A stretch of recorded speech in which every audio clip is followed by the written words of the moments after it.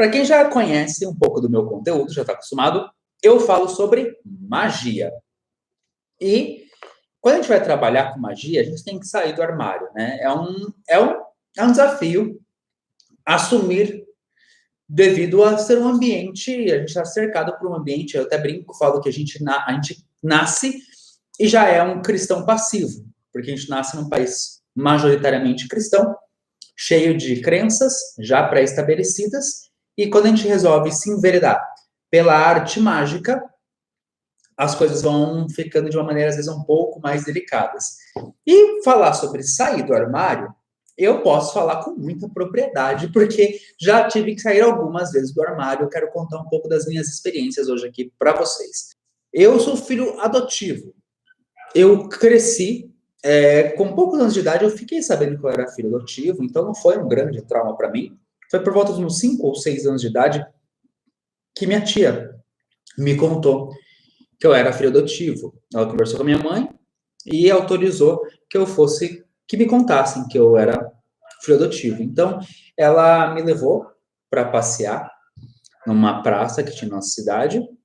Tinha uma fonte, um chafariz, tinha uma sorveteria. Ela me pagou um sorvete e me contou que que eu não tinha nascido da barriga da minha mãe. Mas ela comentou que eu era amado do mesmo jeito e toda aquela conversa para tentar explicar para uma criança de 5, 6 anos de idade que ela era adotada. Eu, na minha pequenez de 6 anos de idade, eu estava passeando e ganhando sorvete. Para mim, eu já estava no lucro. Né? Então, nessa tentativa de tentar minimizar o trauma, eu saí no lucro. Eu passei e ganhei sorvete. Então, estava super legal. Aí, eu cresci com essa informação, então essa informação nunca foi um grande chacoalhão na minha cabeça. Pelo menos eu achava que não era. Porque eu desenvolvi comigo uma ideia de que eu não poderia dar trabalho. Não vou entrar em detalhes de como eu cheguei nessa ideia, tá? Mas, resumidamente, na minha cabeça, eu desenvolvi um conceito de que eu não poderia dar trabalho. Então, eu cresci com esse conceito. Meus irmãos mais velhos, por exemplo, que são filhos da minha mãe, biológicos, eles eram crianças que davam bastante trabalho na época de escola. E eu fiz de tudo para ser um ótimo aluno. Eu era o típico nerd. Eu sentava na primeira carteira de frente para o professor.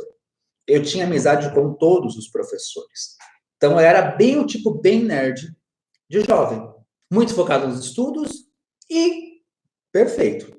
Sim, vida que segue. Conforme eu fui crescendo, eu era uma pessoa que não dava muita atenção para a sexualidade.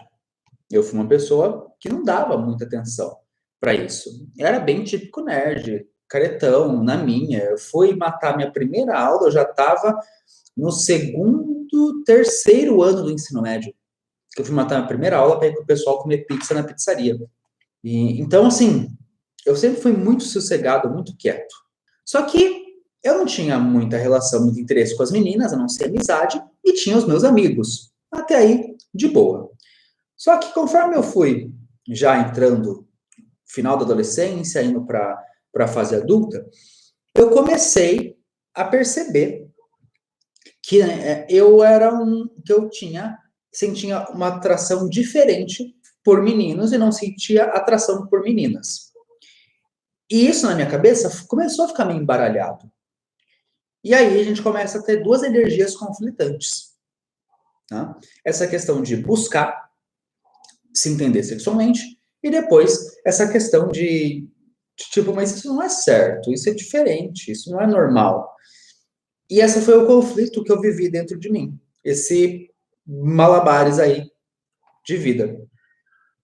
E aí, teve um fato que é bem curioso e que foi um fato extremamente marcante para mim. Quando eu já estava com os meus 19 anos, eu estava fazendo estágio em Campinas, trabalhando em Campinas, e eu pegava ônibus de Sumaré para Campinas, que era a cidade que eu morava. E aí, nesse trajeto, eu conheci um rapaz, com o qual me interessei e comecei uma amizade, e aí foi nesse movimento A gente saiu, começou a se encontrar de vez em quando, conversar, e até aí beleza. E aí, um certo dia, esse rapaz precisava de uma conta emprestada do Banco do Brasil para poder receber um dinheiro. E aí, eu emprestei minha conta do banco para ele receber o dinheiro, fui até o caixa do banco, saquei o dinheiro e entreguei o dinheiro para esse rapaz. E aí, esse rapaz pegou o dinheiro, agradeceu e tal, e depois eu não consegui mais contato com ele. E aí, eis que num passado algum tempo, tipo algumas semanas, eu estava fora de casa, na casa de alguns amigos, e minha mãe me ligou pedindo para que eu voltasse rápido para casa, chorando. E aí, quando eu cheguei na casa da minha mãe, ela estava transtornada porque um rapaz do Rio de Janeiro tinha ligado me ameaçando de morte porque ele tinha sido extorquido pela gangue do cartório. E foi usada a minha conta para que ele depositasse o dinheiro. Naquele momento, caiu a ficha que eu tinha sido enganado por alguém que eu tinha me interessado e, além de tudo, tinha manchado o meu nome ali. E naquele momento, numa briga grande que teve em casa, minha mãe desesperada, o rapaz ameaçando de morte, tudo, eu fiquei em estado catatônico, assim, eu travei. E aí, minha mãe, achando que eu tinha me envolvido com o crime, que eu estava envolvido com a gangue do cartório, ela me acusou e eu não consegui me defender. Porque para poder contar para minha mãe o que tinha acontecido, eu precisava explicar para ela que eu era gay. Só que, um dos filhos da minha mãe, um dos meus dois irmãos, eu tenho dois irmãos mais velhos, um deles já era gay, assim, já tinha assumido para minha mãe que era gay, mas em mim eu tinha uma trava de que, por ser um filho adotivo, eu não poderia dar trabalho. E eu fiquei quieto. E aí, naquela noite, eu fui expulso da casa da minha mãe. Eu fui morar com meu pai, eles eram do meu pai adotivo, eles eram divorciados, e minha vida mudou drasticamente. Drasticamente. E passados uns 3, quase 4 anos, eu voltei. Não, minto, acho que foi 3 anos. 3 anos. Eu voltei a morar com a minha mãe, depois que o pai dela, meu avô, faleceu. E aí, naquele dia, quando eu voltei para morar na casa da minha mãe, que ela me chamou para morar de volta, eu contei para ela que eu era gay, mas não tinha chegado a tocar nesse assunto. Eu só toquei e foi uma sensação assim muito conflitante aquele dia. Eu me recordo muito bem. Minha mãe tem uma mesa de mármore na cozinha dela. Eu estava sentado na mesa, ela falou para eu voltar a morar, tal, e eu falava assim: "Mãe, eu preciso falar uma coisa para você". E aí eu comecei a chorar. Eu só chorava e eu não conseguia falar. Eu não conseguia dizer as palavras que eu queria dizer. E ela perguntava o que foi, e eu não conseguia falar. E ela, sentada de frente para mim, ela olhou e falou assim: "Você quer contar que você é gay?" Eu não consegui concordar verbalmente, eu só consegui balançar a cabeça chorando. Ela chorou e falou: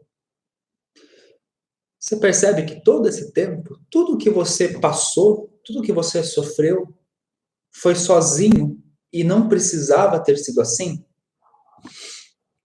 E ela me abraçou e eu voltei a morar na casa da minha mãe e as coisas foram melhorando. Passou alguns anos, né? Hoje eu sou casado. E a primeira pessoa para quem eu contei essa história que eu estou contando aqui foi para o meu marido, para o Rafa. E ele lembra como foi, eu sentado, chorando, muita vergonha de tudo que aconteceu. Aí um belo dia a gente vai jantar na casa da minha mãe. Ele olha, tá tendo uma conversa, depois só eu, ele e minha mãe na mesa, na mesma mesa de mármore. Aí ele olha para mim e fala assim: "Tá na hora de você contar para sua mãe, não tá? Ela precisa saber a verdade." E aquele dia eu chorei e ela chorou também. E eu contei para ela que eu nunca tinha envolvido com crime, que eu fui enganado, mas eu não me aceitava homossexual. E aí eu contei para ela e ela chorou, falou que, né, olha tudo que aconteceu, né, não precisava ter saído da casa se eu tivesse falado. Mas eu falei para minha mãe que tudo que eu passei na minha história me serviu para muita coisa, né? E E hoje eu tenho uma relação extremamente maravilhosa com a minha mãe. Minha mãe não é uma pessoa homofóbica, muito pelo contrário, ela bajula pra caramba o Rafa, inclusive, né? O Rafa é o genro queridinho da minha mãe, né? E, e aí eu vejo que eu passei por toda essa coisa porque eu não me aceitava. O processo mais difícil foi de me aceitar. E a gente, quando vai praticar magia, muitas vezes a gente também passa por isso, né? Eu sou uma pessoa extremamente grata pela mãe que eu tenho. Porque quando eu comecei, depois que eu voltei a morar com a minha mãe, eu comecei a trabalhar na Umbanda, e aí eu tinha o meu altar no meu quarto, e minha mãe entrava para limpar meu quarto, e ela pedia licença pro altar para poder limpar. E ela lembra disso até hoje, eu morro de dar risada. Mas eu vejo que do mais difícil, mais do que o que os outros pensam de nós, o maior processo, o mais difícil é a gente se aceitar.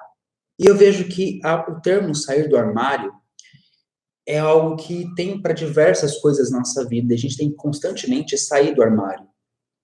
Eu saio do armário para manter meu cabelo grande. Eu saio do armário para pintar ele de roxo.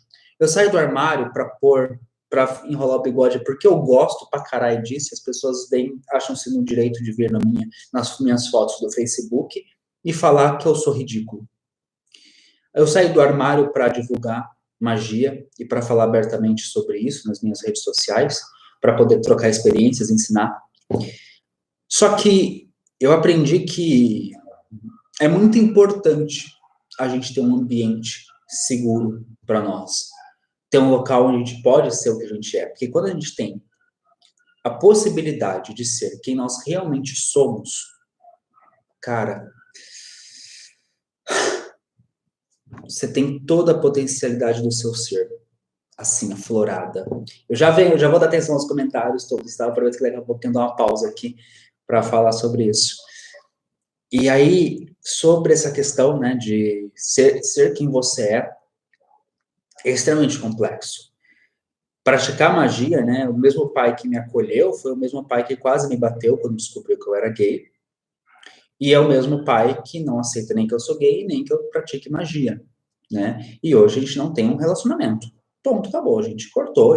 Eu cortei, eu quis enterrar mesmo, né? Liguei o foda-se bem grande para ele, de uma maneira nada delicada, não foi muito gentil, mas eu sou uma pessoa que nunca pratica a ira, eu sou uma pessoa difícil de ser enérgica, e aí eu fui um dia na minha vida com ele, e tô feliz por isso. Porque eu tenho o privilégio de ter um padrasto foda. É um homem que tá do lado da minha mãe há 22 anos, mais ou menos. Uns 22 anos. Não mais, eu tô com 30. O Marcos já tá pelo menos uns 25 anos com a minha mãe. 26 anos com a minha mãe. E ele pensa numa pessoa foda. É minha referência de masculino. É um cara cuidadoso, amoroso, que sempre esteve do meu lado para tudo que eu precisei. Foi um cara que não se intrometeu, porque era minha mãe, mas era um cara que não concordava que eu saísse da casa, né, quando tudo aconteceu. E até hoje é uma das pessoas mais maravilhosas do mundo. É para ele que eu mando mensagem de Dia dos Pais. Porque é o homem que cuidou, que me sustentou desde criança. É ele é foda pra caralho. Eu tenho orgulho da porra desse homem. E minha mãe, que é uma mulherão da porra. Né? Hoje é uma senhora velhinha, que eu adoro zoar ela. Ela fala as coisas repetindo. A gente zoa, eu e o Rafa, então. A gente zoa muito. Ela é apaixonada pelo Rafa, como eu já comentei. E eu vejo o quanto eu sou privilegiado de ter um ambiente onde eu posso ser eu na minha multipotencialidade. Mesmo minha mãe, né, tendo um pouco de medo de magia, não entendendo direito, ela faz questão de curtir tudo que eu posto, ela assiste, tenta assimilar uma coisa ou outra, e aí eu vejo, cara, eu tinha a faca e o queijo na mão, eu só não tinha consciência sobre mim. E aí é onde falta muita coisa na gente, né? Se abraçar mais, se aceitar. Por isso que o tema dessa live é autoaceitação. É sobre sair do armário. E aí a pergunta que eu tenho para vocês é: Em que armário que você está ainda? Que armário que te colocaram e você ficou lá, saca? Porque a gente sempre está em armário, seja na área profissional, porque as pessoas falaram que você tinha que seguir tal profissão que era mais lucrativa, que o que você queria fazer não ia dar dinheiro, seja com o seu corpo, como que você é, as pessoas falam assim, você não pode ser assim, você não pode vestir desse jeito, com a sua sexualidade, com a sua voz, com o modo como você se expressa, que armário que você tá? Você tem noção, tá? O meu nível de não aceitação. Quando eu entrei para a companhia de teatro, que eu trabalhei por 5 anos, eu fiz o teste, passei e comecei meu período de experiência na companhia de teatro. Eu sou ator, para quem não sabe, tá? Tenho DRT, eu trabalho, hoje eu dou aula de teatro, faço pouquíssimos espetáculos, e eu fui estudando outras áreas e me movendo aí. Mas eu sou do ramo artístico também. E quando eu entrei para a companhia de teatro, me perguntaram, as meninas perguntaram, você, tu é gay, hétero? E eu falei, não, sou hétero, hétero, normal, sou macho, até debaixo do outro macho. Eu não me aceitei, dentro da companhia de teatro, foi um local que me ajudou muito, qual sou muito grato àquele povo, Beth Bastos, Lilian Lazarete, Priscila Martins, essas mulheres me ajudaram muito a me entender, a me aceitar. São pessoas que eu tenho um carinho gigantesco, que foi muito importante a presença delas na minha vida, para entender que é normal ser gay, tá tudo bem, e que o teatro foi um outro ambiente muito seguro, onde eu podia ser eu mesmo e ser toda pessoa, tudo que eu poderia ser. Eu devo muito à minha vivência dentro dessa companhia de teatro. Sou apaixonado pela Cia Santa e sou eternamente grato a eles.